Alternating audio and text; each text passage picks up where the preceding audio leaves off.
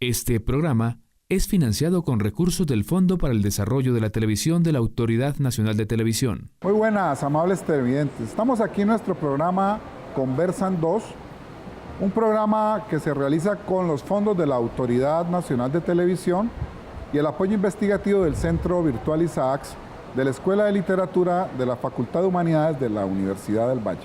Bueno, hoy estamos con un caleño muy importante, que es J. Mario Arbeláez, nuestro poeta reconocido.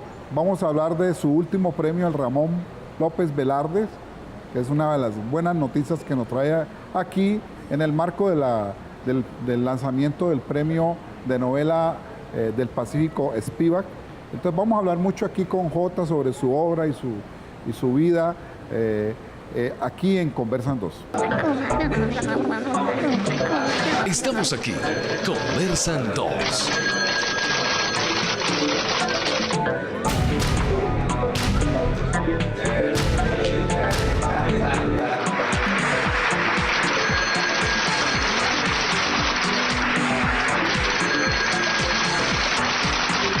Conversan 2.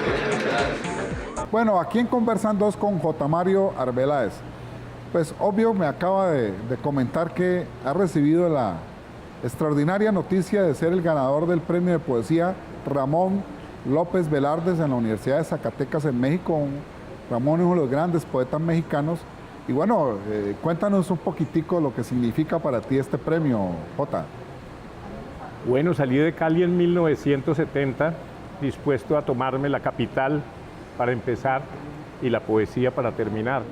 En ese trayecto ya he logrado los 3 premios nacionales más importantes. Primero el de la editorial de García Márquez, La Oveja Negra, en el 80, luego el de Colcultura en 1995, luego el del Instituto Distrital de Cultura y Turismo en el 99, en el 2008 el premio Chino Valera Mora de Caracas, y acabo de recibir la noticia telefónica de parte del gran poeta Marco Antonio Campos de que había sido escogido como ganador, pues, dentro de los poetas latinoamericanos o iberoamericanos de este premio por reconocimiento, el Ramón López Velarde, que me será concedido el 5 de diciembre próximo.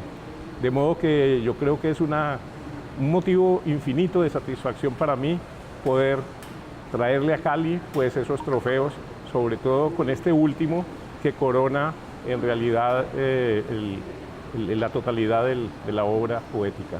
Bueno, él siempre vuelve a Cali, siempre está vivo en Bogotá hace muchos años, como lo acaba de decir, se fue a conquistar la capital y de ahí el mundo. J. Mario ha sido de los poetas colombianos quizás que más asisten a eventos representando a Colombia en Europa, en el Caribe, en México, en América Latina en general. Y bueno, esto nos llena de mucha alegría tener, dijéramos, uno de los grandes poetas caleños instalado, dijéramos, en el Parnaso colombiano, podríamos decir, de la literatura.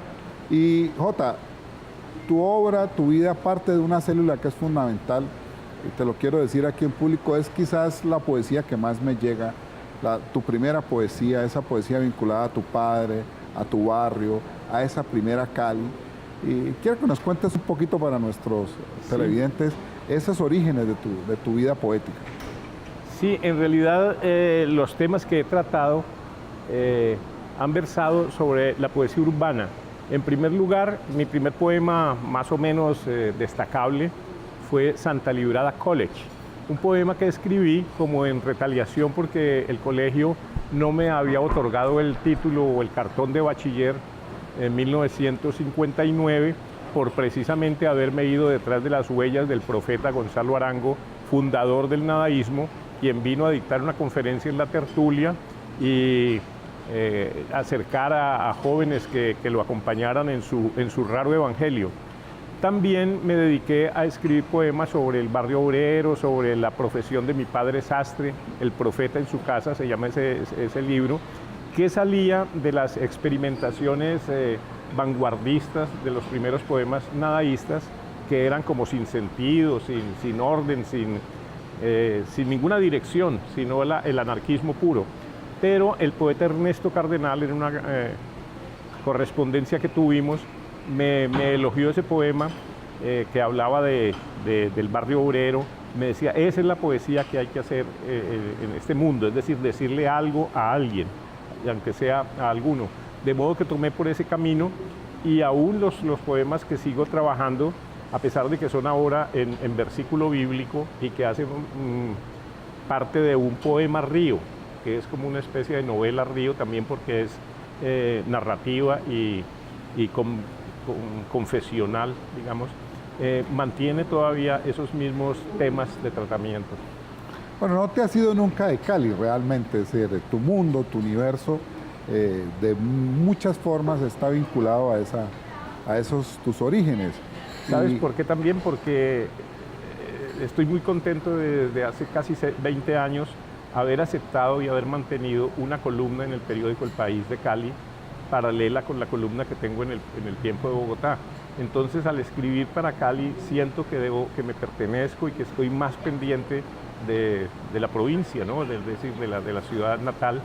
Entonces, por eso no me he desprendido nunca. Sí, nunca se ha desprendido. Jota está siempre en los eventos poéticos, literarios, culturales, y es un buen recuerdo que nos hables, sobre todo porque se fue hace poco un amigo nuestro que quisimos tanto como Óscar Collazos, con el cual tú compartiste esa Cali de los años 60, y que quisiera que nos contaras un poquitico del ambiente de los festivales de arte, de lo que hacían ustedes, los jóvenes, como Jota y como Óscar, que empezaban en ese periodo.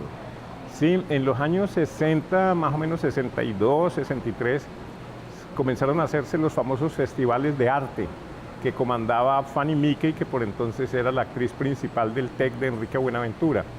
Esos eran unos festivales ampulosos, grandísimos, con invitados internacionales, y siempre invitaban a nuestro profeta y amigo Gonzalo Arango. Pero en un momento dado no lo invitaron, entonces creamos nuestro Festival de Arte de Vanguardia, que se nutría precisamente de los invitados que venían al Festival Oficial de Arte y eran nuestro público. Por esa época había llegado de Bahía Solano a Buenaventura. En Buenaventura estuvo varios años, y de Buenaventura llegó a Cali un joven muy talentoso. En ese entonces tendría 19, 20 años. Me llamaba mucho la atención que estaba muy al día en la literatura francesa y en la literatura contemporánea, y que además ya comenzaba a hablar francés. Él se amistó muy pronto con el Teatro TEC, con Enrique Buenaventura, y en realidad era como la contraparte del nadaísmo, que a los nadaístas nos veían como unos parásitos de la burguesía, porque a pesar de que atacábamos a los burgueses al final de nuestras conferencias nos invitaban a tomar whisky en sus casas. Entonces eso era mal visto por la izquierda de entonces, que capitaneaba muy ferozmente Óscar Collazos, y me acuerdo que muy cercano era Humberto Valverde, su llavería, digamos, su amigo del alma, y entonces eran una confrontación intelectual.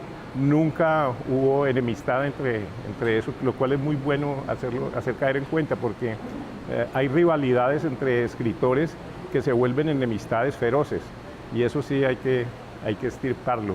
En realidad con Óscar Collazos siempre lo vimos como un digno, mejor dicho, un émulo de nuestro trabajo, y posteriormente fuimos pues como muy, muy íntimos.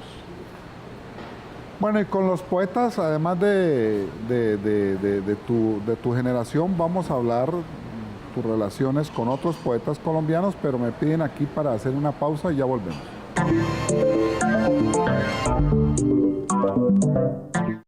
Bueno, continuamos aquí en Conversan 2 con J. Mario Arbeláez, un poeta caleñísimo, podríamos decir. Es un hombre que está siempre pendiente de su tierra, y en la formación poética de J. Mario, además de Gonzalo Arango, yo creo que vale la pena que destaques tu amistad con poetas que fueron fundamentales para ti, nacionales y extranjeros. Yo no sé qué relación, por ejemplo, tuviste tú con León de Grey, por ejemplo, para iniciar conversación. Sí, cuando llegábamos a a Bogotá, pues obligado era asomarse uno por el café automático. Y en el café automático estaba la egregia figura, como una especie de Júpiter tonante, que era el maestro León de Greiff, rodeado por pintores y escritores, poetas. Entonces ya León había tenido mucha cercanía con Gonzalo Arango, y por eso nos veía a los nadaístas con mucha simpatía, porque desde el principio, así como tratábamos de hacer tabla rasa de la intelectualidad nacional, dejábamos muy por encima y muy por fuera de la condena a León de Greiff y al Tuerto López. Era como los poetas salvados. Posteriormente, pues reconocimos también en Luis Vidales un anticipo de lo que era la poesía de vanguardia, con su célebre obra Suenan timbres. También veíamos circular por la séptima a Mario Rivero. Ese sí era un poetazo y más centrado en nuestra estética. Muy amigo de Amílcar Osorio, por ejemplo. De los grandes poetas que no pertenecían al nadaísmo, debo reconocer, por ejemplo, José Manuel Arango. Ese es un monstruo de la poesía antioqueño. Y por esa misma época comenzaron los roces personales, en este caso, con el poeta Juan Manuel Roca, ¿no? Porque como nos emulábamos con los premios, con cierta referencia ante la juventud, y en realidad sí nos dimos duro a través de la prensa, de los medios, durante mucho tiempo, hasta que una vez María Mercedes Carranza nos invitó a una misa durante el periodo de Antanas Mocus, en el voto nacional, que era en razón del tratado, de la firma del tratado de cese de la guerra de los 1000 días. Entonces coincidimos, sin darnos cuenta cada uno, nos tuvimos que dar la mano, desde luego, darnos fervientemente la paz. De allí salimos al apartamento de María Mercedes Carranza a picar el hielo para el whisky, y desde entonces nos hemos convertido, pero verdaderamente, en unos amigos, pues verdaderamente del alma, cosa que me agrada mucho tener en este momento, esa solidaridad. Jota, y de los compañeros de Cali que tú recuerdas ya del grupo nadaísta, cuéntanos un poquito quiénes eran. Bueno, en primer lugar, había un personaje que había nacido también en Andes, Antioquia, como Gonzalo Arango, Alfredo Sánchez. Alfredo Sánchez era contador público y todo, pero un notable prosista. Él se inventó o logró, pues, que le concedieran un suplemento literario en el periódico El Crisol, que por entonces era importante en la ciudad. Lo dirigía Plácido Soler, y en ese suplemento, que duró varios años, publicamos los textos más importantes y detonantes, no solo de nuestra generación, sino también de los escritores que habían sido antecedentes, como Apollinaire, el Marqués de Sade, Lautréamont. Bueno, otro personaje es Armando Romero. Armando Romero también era del barrio obrero, también estudió conmigo en San Nicolás. Muy joven se dio a los viajes por Latinoamérica.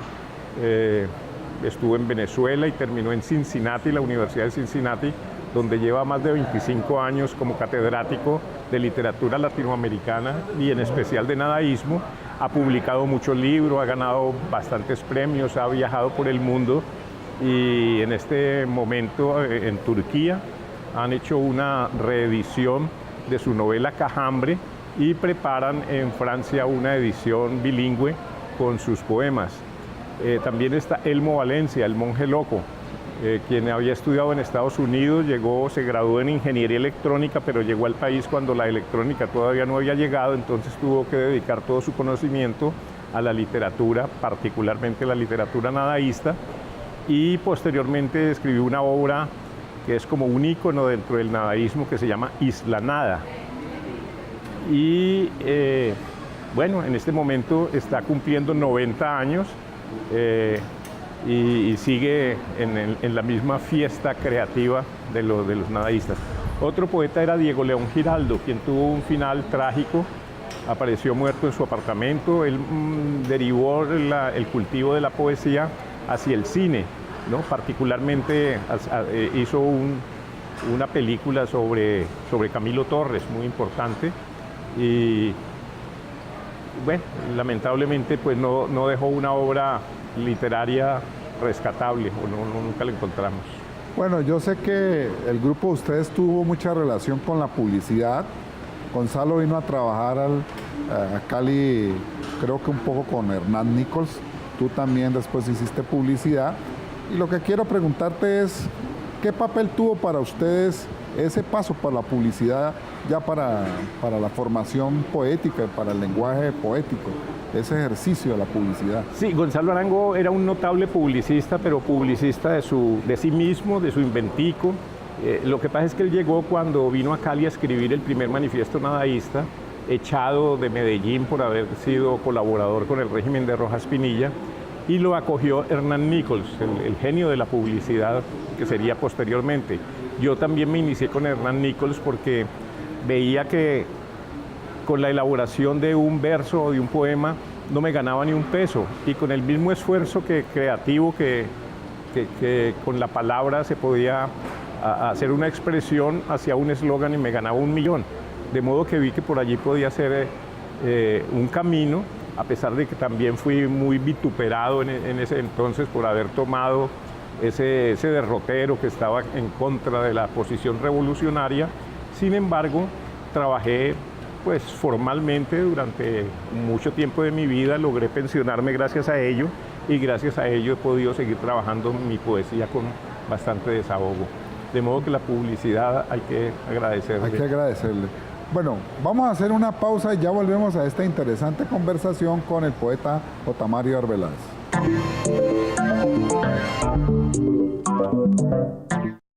Los agentes secretos que me perseguían están ahora en las mismas cárceles donde pensaban guardarme.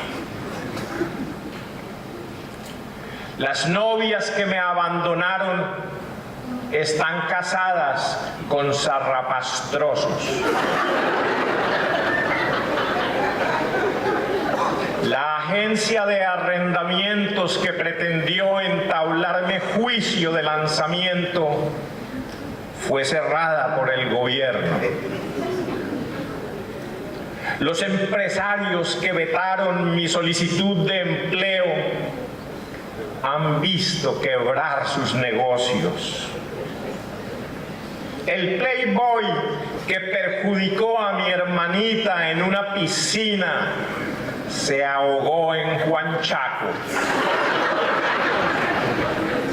Los profesores que me hicieron perder el bachillerato se han puesto verdes viendo en el pequeño diccionario de pastas verdes editado en París en la letra A, Arbeláez J. Mario, Cali, La Colombie, 1940, poeta.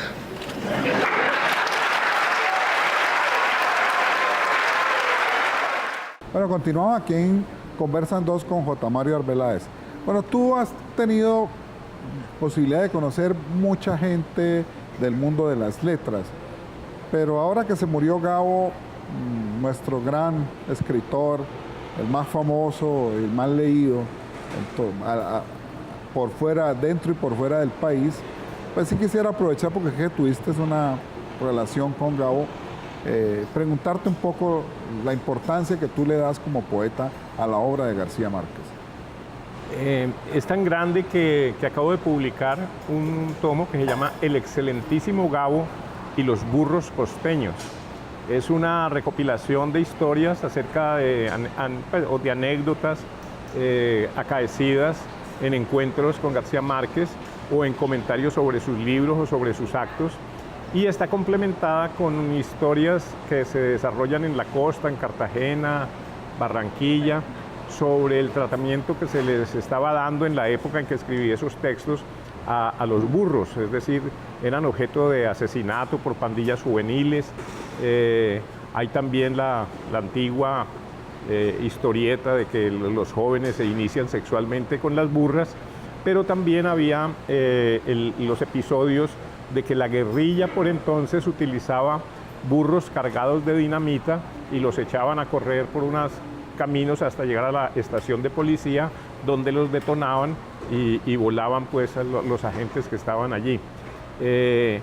Ese libro hace parte de una serie que vengo trabajando desde hace unos 10 años, que se llama Los días contados. Es el primer tomo. Así como me dices que he conocido gente tan importante en el mundo de las letras, he ido más allá y a través de una comunicación espiritista tuve oportunidad de ser presentado a unos espíritus selectos y que hacían parte de la iglesia cristiana. Te digo sinceramente, pues fueron San Nicolás de Tolentino y San Agustín de Hipona, quienes me prometieron que si les ayudaba en ciertas circunstancias de depuración de las conductas de la iglesia presentes, estoy hablando del año 67, me llevarían de la mano, me dictarían temas para mi literatura y además me concederían, me dijeron que 5 deseos. Yo pensé en las primeras 5 viejas que tenía en la mente, pero me dijeron no, que sean morales, intelectuales y todo. Entonces pedí 5 premios de literatura que se me acaban de cumplir precisamente. Pero la condición es que en un momento dado también diera testimonio y manifestara sobre la divinidad de Jesucristo, cosa que ya me tocará comenzar a imprimir. De modo que estos libros que estoy trabajando, que son 14 confesionales escritos en versículo bíblico, pero es una narración, pues obedecen a esa motivación milagrosa. De modo, mucha gente cuando le había contado eso dice, no, a J. Mario se la está fumando verde o se le corrió la teja o alguna cosa, pero creo que he tenido una conducta, una vida bastante pues agradable, no he tenido ningún... Has pasado bueno. No he tenido ningún toque mental desequilibrado ni nada. Al contrario, he podido mantener una dignidad expresiva y una posición consecuente, de modo que todo, pues ello lo debo a San Nicolás de Tolentino por una parte y al barrio de San Nicolás de mi infancia. Bueno, por el barrio de San Nicolás podemos terminar esta entrevista. Y es, tú cuando vienes a Cali lo caminas, ¿qué te sugiere hoy el San Nicolás Bueno, voy a San XXI? Nicolás, me parece que en comparación con el que viví ya es un barrio bastante deprimido, digamos, en el sentido de como vivencial, ¿no? como residencial. Está muy comercializado. En realidad está muy comercializado, con pequeños talleres y todo eso. Pero sí me camino la carrera cuarta, viví en la carrera cuarta 2060, busco la tiendita de la esquina donde compraba los primeros cholados, voy a la iglesia de San Nicolás, donde el padre Muerman, ¿no?, oficiaba la Santa Misa, paso por la escuela San Nicolás donde estudié mi primaria y atravieso el parque de San Nicolás donde conseguí las primeras novias hasta llegar al Teatro San Nicolás, donde me ejercí como vendedor de maní durante algún tiempo. De modo que ese lugar es lleno de evocaciones y yo creo que en la evocación está el germen de la literatura. Bueno, podríamos hablar de aquí en adelante con J. Mario Arbeláez muchísimo. Habrá otras oportunidades. Muchas gracias, J., por estar aquí en nuestro programa. Y a ustedes nos vemos en una próxima oportunidad aquí en Conversan 2. Estamos aquí, Conversan 2.